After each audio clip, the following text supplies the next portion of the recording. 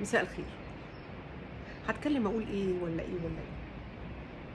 هاتكلم عن امتحان الفيزياء والنهارده والناس اللي طالعه تعيط، ولا هاتكلم عن الكهرباء اللي بتقطع على الناس والخمس ساعات والست ساعات والناس منهاره، اللي مش عارف يعدي الشارع عشان العربيات على طول مفتوحه، واللي بيقطع في الاسانسير وبيجي لهم اغمى وبيموتوا.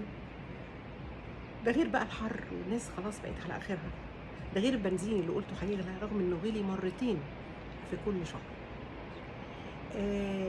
في أحداث بتحصل إحنا مش عارفين ليها مبرر، ومش عارفين إيه اللي بيحصل.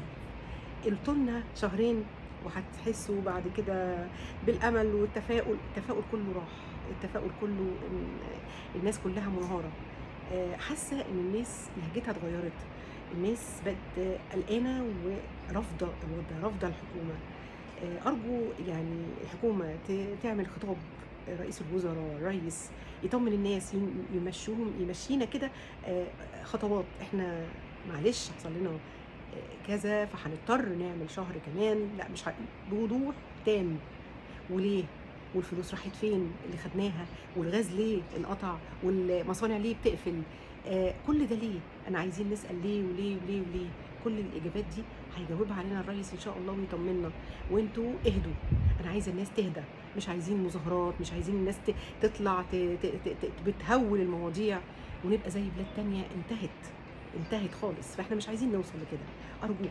ارجوكوا احنا لازم نسمع الرئيس لحد اخر لحظه ونشوف وجهه نظره ونشوف ايه اللي حصل عشان نوصل للي احنا فيه ده. مستنيه خطاب من سياده الوزراء او رئيس الوزراء او من الرئيس ضروري عشان يوضح لينا. الناس كلها قلقانه، الناس كلها في غم، الناس منقلبه جدا. ارجوكوا التهدئه، ارجوكوا نهدى ونستنى خطاب الرئيس ضروري ضروري. سلام عليكم.